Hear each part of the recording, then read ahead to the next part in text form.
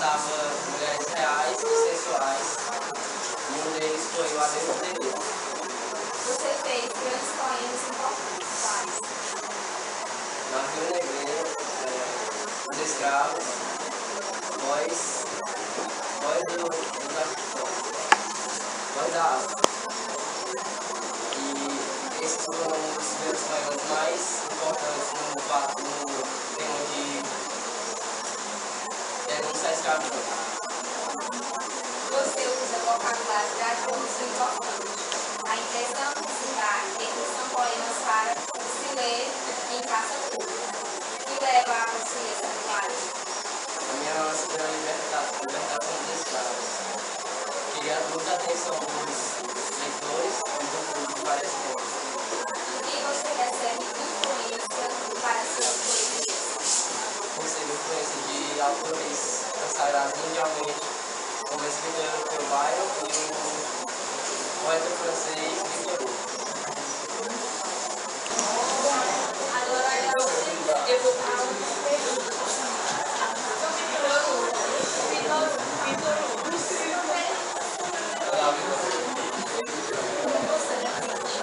Não ouvindo nada. O que você defende? Defendo princípios liberais, defendo a morte da escravidão na Flávia Brasil. As 6 aulas eram testemunhas da desgraça do Em sua poesia, responda a desse momento vida livre. Você se sente um poeta abolicionista? Sim, minha intenção é conquistar a abolição dos escravos. Sua obra, Perseguido, é uma obra que retrata ideias libertárias. Sim, essa ganhou voz no romantismo.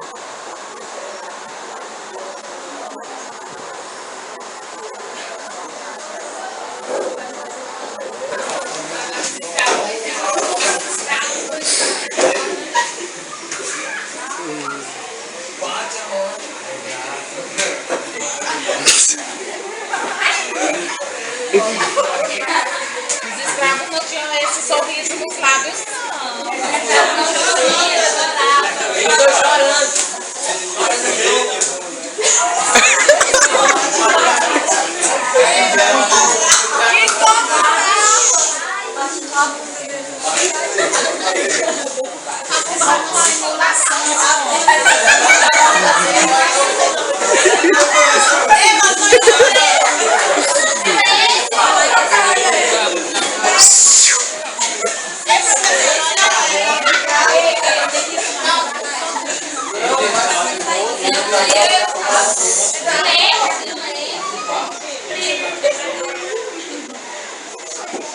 Eu vou falar que eu gosto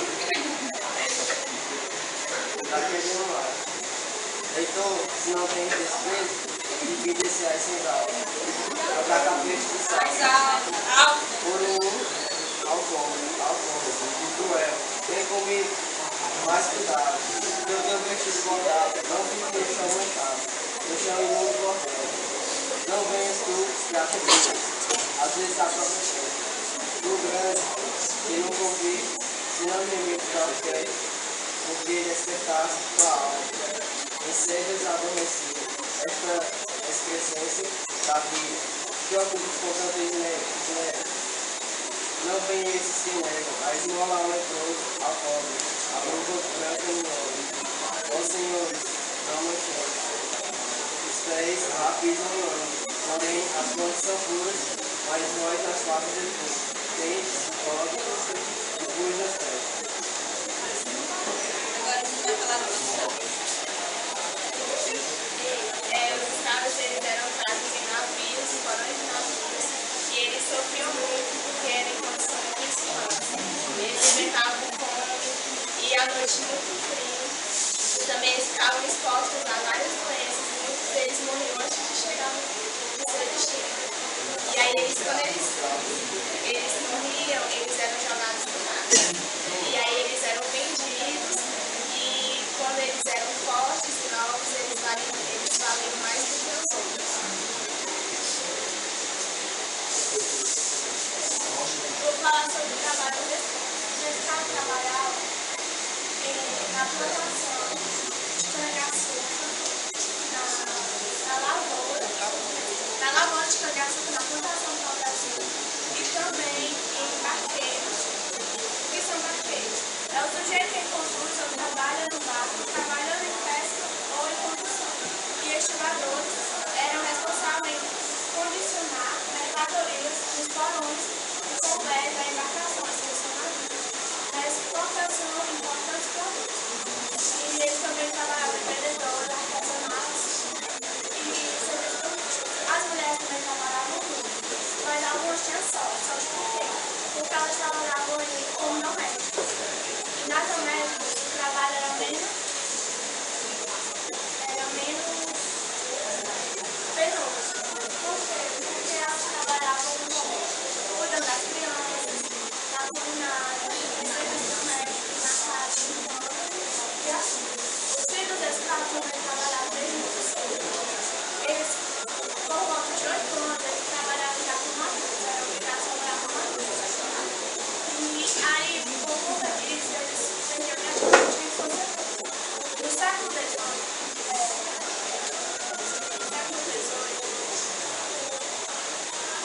com a descoberta do ouro, os escravos passaram a trabalhar nas minerações. No século XVIII e XIX, era muito comum nas cidades grandes escravos gigantes. O que são escravos gigantes? Eles tinham liberdade e executavam serviços ou vender mercadorias nas ruas, como por exemplo doces. E a maioria desse lucro eles ganhavam no lucro do seu lucro. A conclusão disso é que o trabalho posto aos escravos do Brasil até a abolição em 1888 foi muito injusto Agora eu vou falar de como eles eram castigados. Os escravos, eles eram vendidos nus ou seminus, que era para... Eles compravam os escravos pela forma física deles. Se eles eram saudáveis, se eles seriam no futuro bons reprodutores, porque isso seria bom para eles, que eles seriam bons reprodutores e quanto mais eles reproduzissem, mais escravos eles teriam. Aumentaria o lucro, né? Isso. E os escravos, eles não tinham direito à remuneração nem férias. Quando eles estavam cansados, eles eram levados aos pelourinhos e lá eles seriam tidos de conhecidos, chicoteados. E eles também, eles eram escolhidos pelos dentes deles, né? E isso significaria que a forma dos dentes deles mostraria que eles iriam comer muito e teriam muita coisa para trabalhar. E isso indicaria uma saúde. E também tem as partes que eles eram chicoteados em troncos, que eles eram botados lá e lá eles eram chicoteados. E aqui mostra o exemplo de como uma forma de eles serem humilhados, porque quem usava isso, que se chama araco, eram pessoas que teriam sido rebeldes com seus feitores ou feito algo que eles não gostassem. E muitas vezes, por eles passarem muitos dias com isso, eles não comiam direito, e só que poderia tirar essas feituras. E essa mordaça na boca deles. Pois é, essa machucar a boca quando eles falavam coisas que os seus senhores não gostavam. Era rebelde, ser rebelde falando. E esse aqui era quando eles Eles usavam, e isso também machucava eles, por causa da mão. E ali também para segurar, quando eles estiverem colocados, segurar para Isso era um sinal de humilhação para eles. O que as pessoas de Cacau falavam sobre o que é marcado, naquele tempo era marcado pela sensualidade, coisas escritas eram marcadas por sensualidades, sensualidade explícita, de mulheres reais, sedutoras. Não era um motivo fundado na segunda geração de Álvares de Azevedo, que era um motivo mais das mulheres vivas, das mulheres puras, retratava as mulheres casadas, e já na terceira geração eram mulheres mais vulgares, mais ousadas, mais reais. E isso demonstra, né, a mudança, tipo assim, da segunda geração para a terceira geração. Mudou muito, bastante, porque durante essa declaração, as mulheres eram bem vulgares, e naquele tempo ficou bem marcado, porque aquele tempo era mais conservador. Aí foi uma mudança bem. Chegou chegando mesmo. Foi bem. E ele se inspirava na mulher dele, que era A Eugênia. nas coisas de aí ele vai recitar para a beleza. Sou eu, a beleza. Valeu, interesse. A primeira vez que eu fiquei interesse, como as plantas que arrastam a correnteza. A valsa nos levou em meio céu. E a mão nos depois na sala. A Deus, eu disse a tremer sua fala. E ela, chorando, murmurou a Deus. Uma noite, entre aqueles, me reportei. E da alcova saía o cavaleiro. Ainda beijando uma mulher sem véus. Era ele, era a paz da Tereza. A Deus me disse, conservando a fé. E ela entre beijos murmurou a Deus. Passaram-se tempo, séculos e bandidos. Prazeres divinos, não ninguém entende. Mas um dia eu volvi aos lares meus. Partindo, eu disse, voltarei, descansa. Ela chorando mais que uma criança. Ela em sonhos murmurou, adeus. Quando voltei, era o palácio inteiro. E a voz dela e de um homem lá na oferta. Preenchiam de amor a luz céus. Ou seja, ela me olhou branca, surpresa. Foi a última vez que eu vi ele. E ela, arquejando, murmurou-se, adeus. Beleza? E os três escritores mais importantes do grupo, Joaquim de Souza Andrade e Castro Alves. Como eu falava, Joaquim de Souza Andrade, mais conhecido como Souza Andrade, ele foi esquecido pelas pessoas, ele era dado como morto, mas ele fez uma poesia eternamente. Ele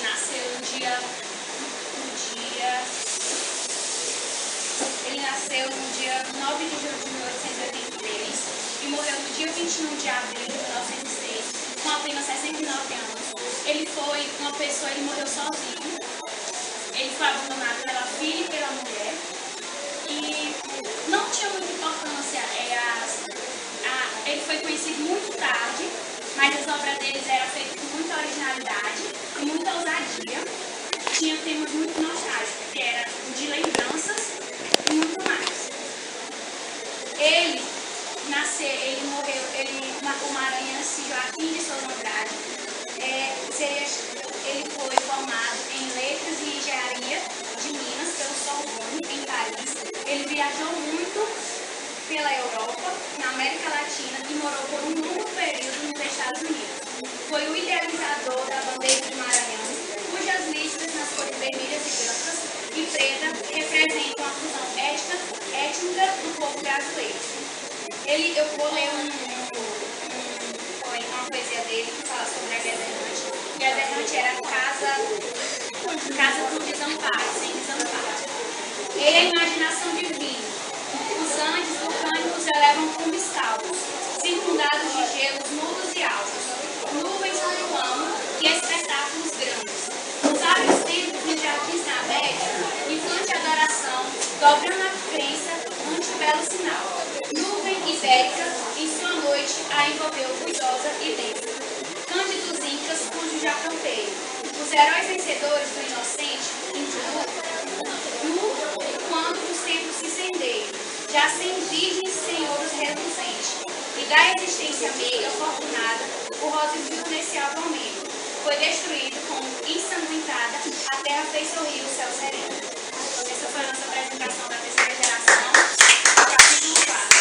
Só para finalizar, os 16, eu estou até orgulhosa. Saí muito desapontada na minha última aula, quase choro quando eu cheguei em casa. Mas esse desapontamento, por isso que é bom, eu acredito muito no potencial dos meus alunos. Eu vejo que as frustrações no dia anterior, no dia seguinte, a gente pode ter muitas alegrias. E hoje eu estou muito orgulhosa. E eu quero falar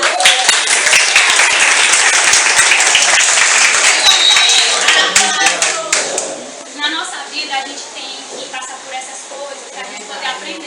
talvez se a senhora não tivesse dito isso, talvez a gente não tivesse se esforçado de ter feito uma boa apresentação aqui na frente, como as outras pessoas também fizeram uma boa apresentação. Mas se a senhora não tivesse dito, faça melhor, a gente nunca ia ter dado o nosso melhor. E a gente só eleva ela. Ela vai querer que a gente Mas surpreenda ela. exatamente. Como se a gente fosse fazer uma coisa para Deus. Quando você quer fazer uma coisa para Deus, você não quer fazer perfeito. É a mesma coisa que a gente tem que fazer para as pessoas. As pessoas merecem as coisas boas, assim como as outras pessoas. E é isso que eu queria falar, que a gente tem que... Se a gente não dá o melhor da pessoa. A professora, é o que eu sempre falo, ela fala ali o erro, mas ela sempre dá a solução para a gente aprender. Deixa eu dizer para mim, todos esses muitos anos que trabalharam na terceira educação, segundo B, foi o melhor no Pascoal. Tá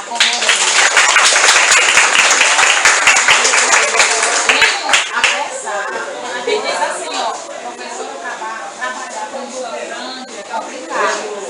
É realmente, nem todo mundo quer cooperar, quer colaborar, se um quer fazer, o outro não quer. Mas eu percebi, pelo menos eu estava aqui, mas de onde eu percebi, ó, a quantidade, 16 alunos, contei errado? Não, 16 alunos. Mas eu observei a união, a cooperação, cada um procurou fazer o seu melhor, se esforçou, procurou se empenhar, deu o melhor de si. O único que agora vai ter oportunidade, mas não se preocupe, eu não vou colocar você numa situação vexatória. É só para finalizar o brilhantismo da apresentação da terceira geração. É só para você fazer a leitura, com você eu percebi que só brilhou mais com os caras sentados na cadeira e levando os contatos. Mas você vai ter a oportunidade de voltar em sua excelente. Em alta educação. Vai nascer qual a relação disso deixa com a apresentação. Vai para não, vai lá para tem que ir lá, isso. Falar algo de verdade. Peraí, meu bem. Vai! Vamos ouvir com atenção, por favor. O que vamos contar é sobre os escravos e libertação. Temos que saber que no mundo ainda tem escravidão. É saber estar e escutar mais do que a própria voz. É poder dançar na chuva de libertar e cair sobre nós. É poder se sentir muito livre num universo tão vasto e bonito.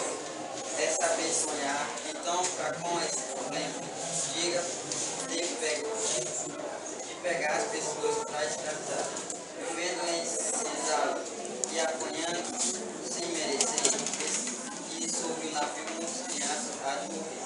Tentaram fugir, mas só pioraram a situação. Não tinham remédio e era morte em todas as situações. Não temos muito tempo no mundo. Que bom seria se o mundo fosse assim. Com isso, liberte o sorriso e a vida que todos querem curtir.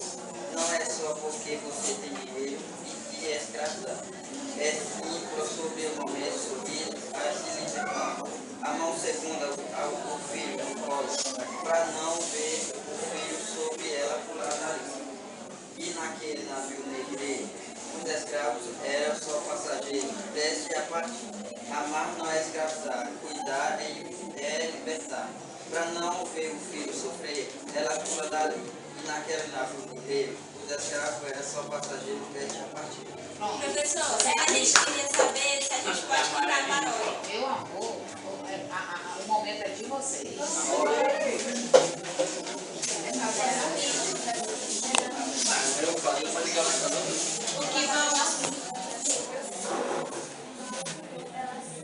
O que vamos cantar é sobre os escravos e a libertação.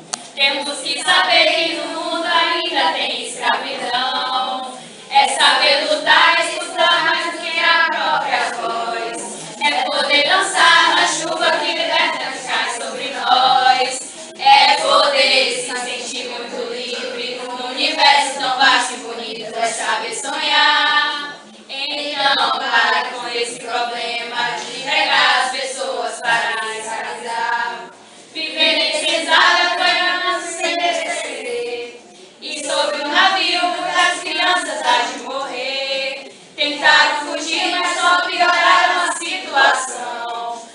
tinha um remédio, é